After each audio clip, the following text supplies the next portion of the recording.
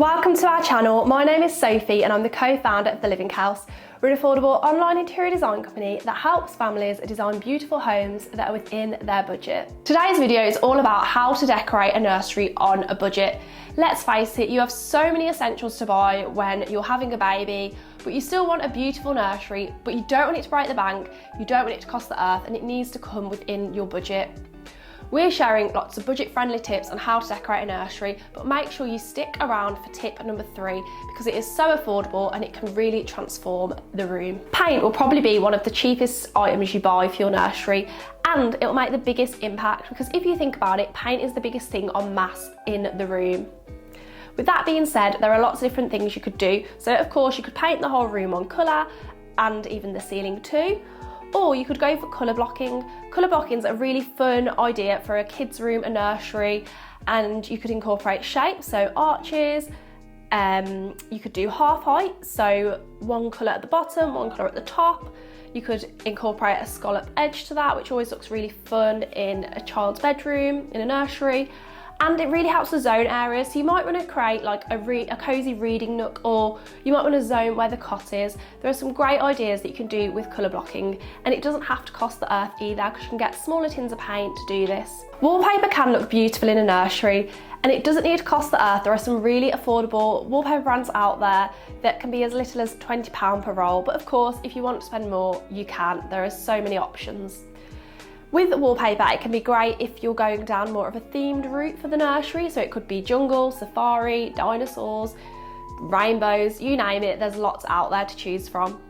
You could go bold and go wallpaper on all the walls and be brave, or you could go for a feature wall, and then if there's lots of colours within the paper, pick one of those out to paint the rest of the walls with. Wallpaper's really good because it can give you a colour palette, and you'll know that it will all work together and flow within the room. I hope you're enjoying our video. Don't forget to hit the subscribe button. We upload videos every single week and we'd hate for you to miss out. Sticker wall decals work brilliant for a nursery.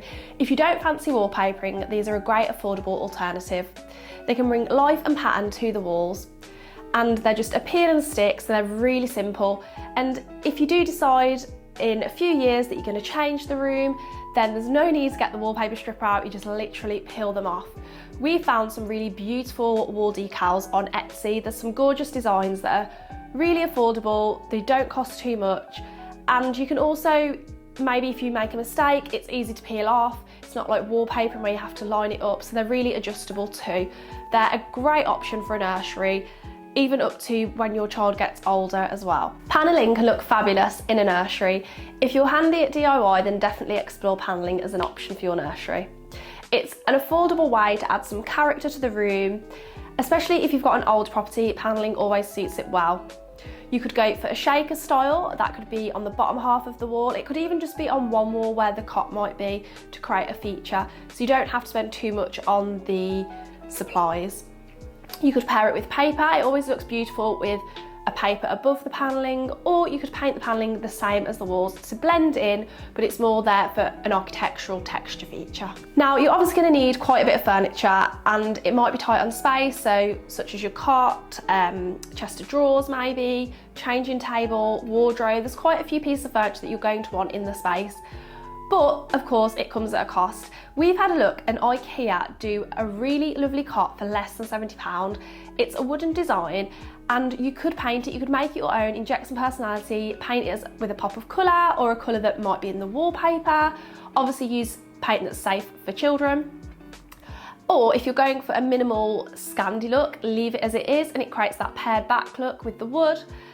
And you could also look on Facebook Marketplace and eBay. Some things haven't even been used, but it's a chance to upcycle, which I think is always lovely when you've changed a piece completely, you've put your love and hard work into it.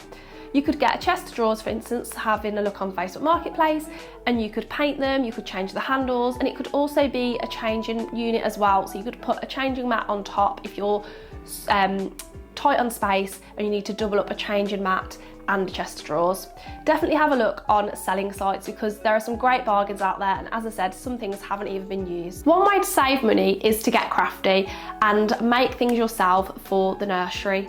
Now, I know if it's not baby number one, time might not be on your side and it might be quite tricky, but with that being said, here's a few suggestions of things you could make and upcycle for the room. So you could create a mobile for over the cot to add some personality to go with the theme of the room. You could create, if you're only good at knitting or sewing, a name sign if you've chosen the name already, or you could upcycle some frames. So myself, I have created bobbin frames before.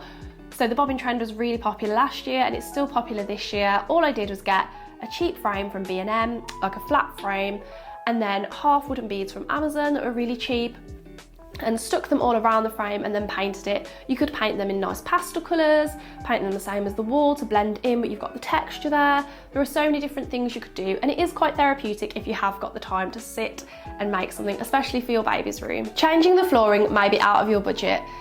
That's why rugs are a great alternative. So you can get a large rug and cover up the majority of the floor, and it will be a way to add texture, a cosy feel, and also a place to, when the child gets older, to sit and read with them or for them to play on the rug.